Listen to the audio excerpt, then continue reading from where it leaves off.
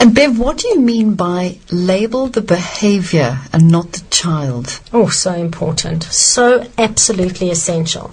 Have you ever heard that saying, people will live up to or down to your opinion of them? I have. Okay, it's fantastic, and I wish I could recall who says it right now off the bat so I could lend that person credence. That has got to be one of the most fundamental comments I ever heard, and when I truly took it apart and learned to understand it, I realized it is such a dangerous thing in the molding of people to give them labels. I picked up somebody's children recently, and the children got into the car and they said, "We're impossible." I said, "You are?" My goodness, I had no idea. Where did that come from? No, that's what our parents told us. We're impossible. I was like, oh my goodness, I wish I had a relationship with your parents. I would love to sit down with them and say, how can you tell your children they're impossible? What are you telling them? They're not effectual. They're not enough. They're not. What are you telling them? When we label what someone does in a negative context, we give them a label that they fit into in that moment. How easy for them to fit into it again. If we give it to them again and again and again and again and again, eventually they go, this is me. Oh well, who knew? I'm naughty. And naughty is cute. Naughty's nice. Naughty's experimental. You know, there's nothing wrong with being naughty. Inappropriate, there's plenty wrong with. That's an inappropriate way to behave. That does not say you're an inappropriate human being. What you just did was inappropriate. What you just did was selfish. What you just did was unkind. But you are too special to keep holding on to that kind of behavior. And my son gets that completely, but of course he's been raised with that consciousness. And he'll turn around to me if I say to him, don't be like that. He'll say to me, I'm not like that. I was right now, but I'm not. And he's absolutely right, and I celebrate that because that's how I've raised him. Yes, I want you to have that, and it comes out of me because why? I'm too tired, I've slipped, it happens. I'm not always enough in the moment. Shake it off. I forgive you, Bev, you're retired. Begin again. But it's so dangerous for parents to label behavior because children will start to live into it. I mean, not behavior, them. Creative thinking can really help with discipline. Tell us about your chart system. That has been an evolution in process. We just keep changing it and molding it to make it work. I mentioned that I tried to pay him for adopting behaviors. That fell flat. I don't recommend that at all. Although, you know, he's fine with basmati rice now. As for the rest of it, there's a lot that children just have to do. And it's very dangerous to reward them for taking the plates to the kitchen. Children need to take plates to the kitchen. They shouldn't have to be rewarded for it or for washing dishes when it's called for. They don't need a reward for that. That's part of what you do in the conscious discipline of running a home or showering or dressing. You don't get a reward for brushing your teeth. You need to brush your teeth. But where you can use this kind of system to really encourage children is where you help them to use certain kinds of behaviors to gain something. So let's take it out of the children context for a minute. As a coach, as a life coach, right? You would be able to say to someone, what do you want to do? And they want to do X. Okay, and you say, well, what do you need to do to make that happen? So they say, well, I'd have to do more of this and more of that and more of this and more of that. Okay, but do you do it anyway? Yes, but I'd have to do a lot more of it to make that happen. Fantastic. How can we reward you for getting that done? Because it does take more effort, but you will have your ultimate reward at the end of the day, right? Right, now we take it back into children, it's the same thing. So if they want to have, like I did with my son when he was 2.5, he wanted the quad bike so badly. And I was given one, but I wasn't going to just give it to him because I'm thinking 20 years ahead. And I'm thinking, what will this child learn getting a quad bike from nowhere? And what can I follow it up with? What do I follow that up with? A jet. I can't give him a puzzle after that. He needs to work for it, even at 2. And I had a lot of people at the time saying, Baby's 2, come on, give him the quad bike. No. I wasn't willing to because I was thinking 20 years ahead. We took behaviors he could do and we said, right, we're going to deliberately focus on these behaviors, and when you've done enough of them, you will have earned this thing. You will have grown into someone who will be worthy of this thing. And he used that, and it's so empowering for them because they can go, right, well, I did this and I did that and etc. And they learn what? How to see a goal that they want, how to focus on that vision, and how to do what it takes to make it happen. And what's powerful about a star chart is that you have blocks. And when you fill them, it's done. So let's say we want to, as a family, save money to buy a new television set, right? Ours is breaking. We don't have the money to get another one. And as a family, we want to save it. So we say, okay, we need 3,000 Rand to get it, let's say. Every block will be 10 Rand, and there's 300 blocks. Is that the right math? I think so. Every time we save 10 Rand, we're one block closer to getting that television set. Great. So it's a year goal, let's say, or 2-year goal. So we were going to go out for takeaways. We decided not to go out for takeaways. How much do you think we saved by not going out for takeaways? Because I have the money, we were going to go, and the kids say, you know what, let's actually just make omelets, because then we could save the money we were going to spend on food. Will you be willing to do that? And we go, yeah, okay. What would we have had? We would have all had McDonald's, let's say. They would have come to 40 Rand for the 3 of us, or whatever it is. Fantastic. We take that, mark off 4 blocks, put the 40 Rand into the savings account. Boom, 4 blocks down, 296 to go. But we know when we get to 300, we've got it. And hopefully by then it hasn't augmented to the place where it's 3,500. But the power of that is that there's a beginning, a measurable middle, and an end.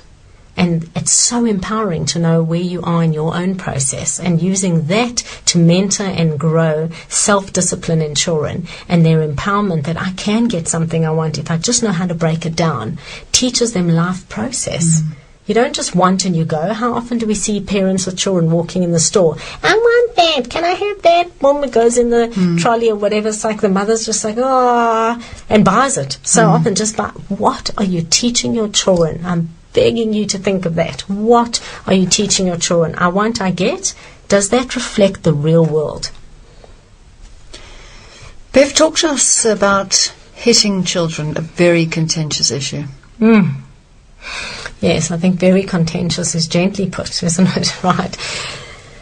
I think that people do hit their children. I think there are a lot of people hitting their children, and I don't think parents are just hitting their children with their hands. I think they're hitting them with sticks. I think they're hitting them with shoes. I think they're hitting them with belts. I think children are getting physically disciplined today, no question.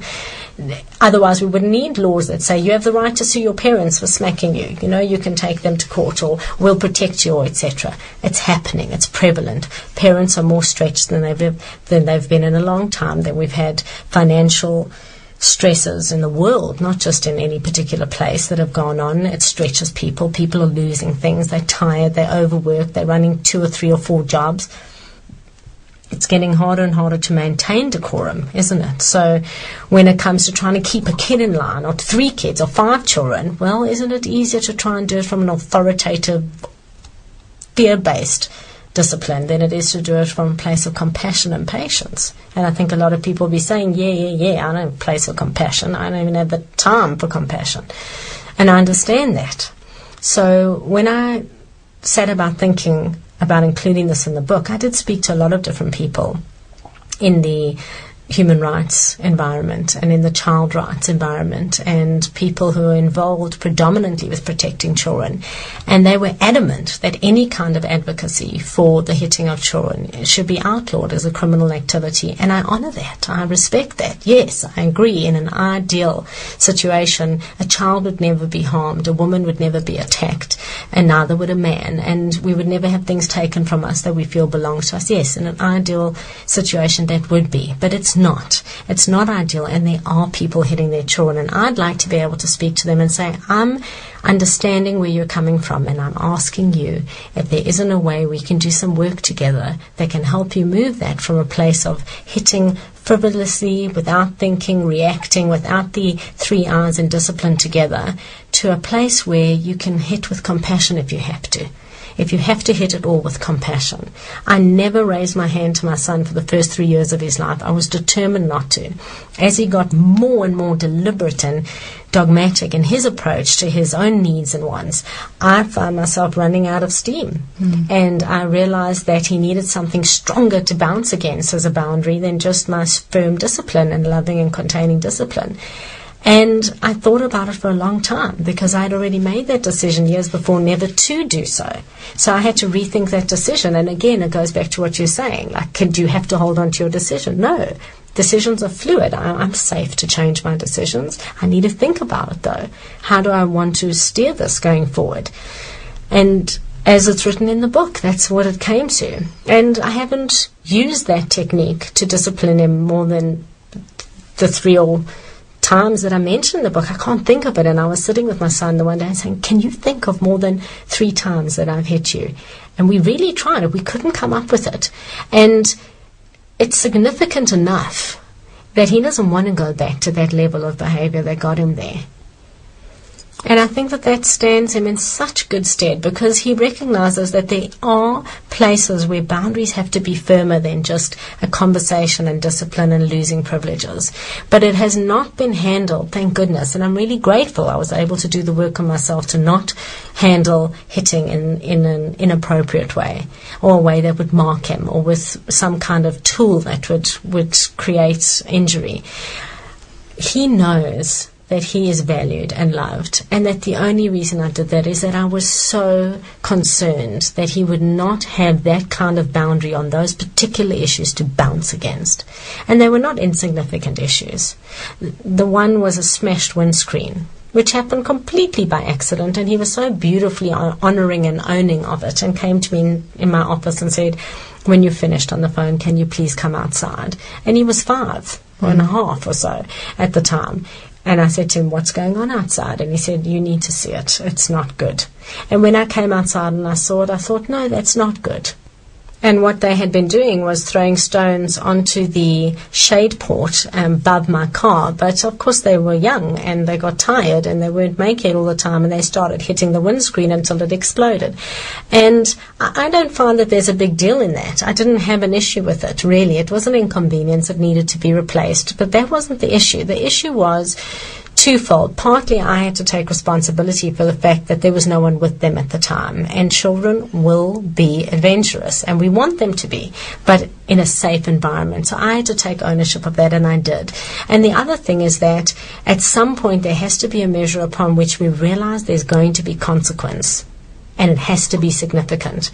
And what he did there needed a measure of consequence. And we handled it. We handled it and we held each other. Never do I ever have to worry about him doing that again. Never. In any context, at anyone's home, in any community center, I do not have to think about that.